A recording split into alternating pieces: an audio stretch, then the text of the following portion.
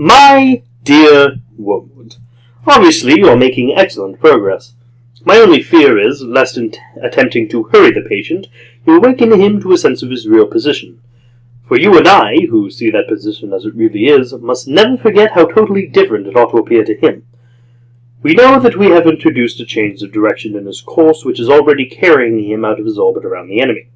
But he must be made to imagine that all the choices which have affected this change of course are trivial and revocable. He must not be allowed to suspect that he is now, however slowly, heading right away from the sun on a line which will carry him into the cold and dark of utmost space. For this reason I am glad to hear that he is still a churchgoer and a communicant. I know there are dangers in this, but anything is better that he should realize the break he has made with the first months of his Christian life.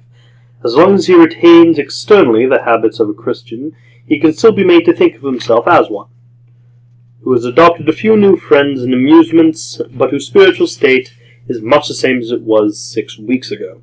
And while he thinks that, we do not have to contend with the explicit repentance of a definite, fully recognized sin, but only with his vague, though uneasy feeling that he hasn't been doing very well lately.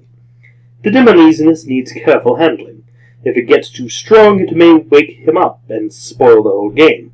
On the other hand, if you suppress it entirely, which, by the by, the enemy will probably not allow you to do, we lose an element in the situation which can be turned to good account. If such a feeling is allowed to live, but not allowed to become irresistible, and flower into real repentance, it has one invaluable tendency. It increases the patient's reluctance to think about the enemy. All humans are at all times have some such reluctance, but when thinking of him involves facing and intensifying a whole vague cloud of half-conscious guilt, this reluctance is increased tenfold. They hate every idea that suggests him, just as men in financial embarrassment hate the very sight of a passbook. In this state, your patient will not omit, but he will increasingly dislike his religious duties. He will think about them as little as he feels he decently can beforehand, and forget about them as soon as possible when they are over. A few weeks ago you had to tempt him to unreality and inattention in his prayers, but now you are finding him opening his arms to you, almost begging you to distract his purpose and benumb his heart. He will want his prayers to be unreal, for he will dread nothing so much as an effective contact with the enemy.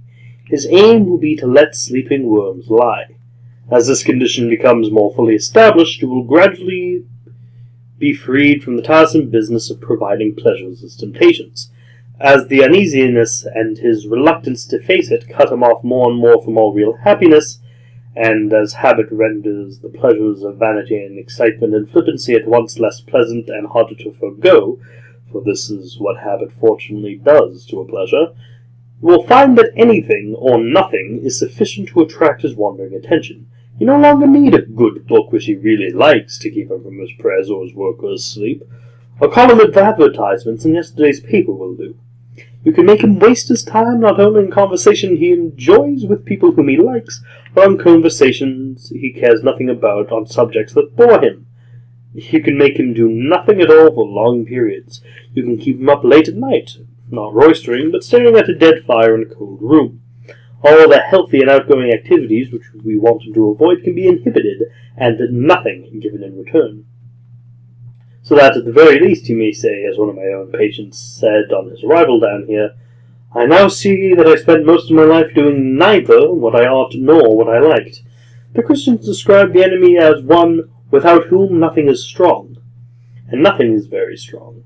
Strong enough to steal away a man's best years, not in sweet sins, but in dreary flickering of the mind over it knows not what, and knows not why, in the gratification of curiosity so feeble that the man is only half aware of them, in drumming of fingers and kicking of heels and whistling tunes that he does not like, or in the long dim labyrinth of reveries that have not even lust or ambition to give them a relish, but which, once chance association has started them, the creature is too weak and fuddled to shake off.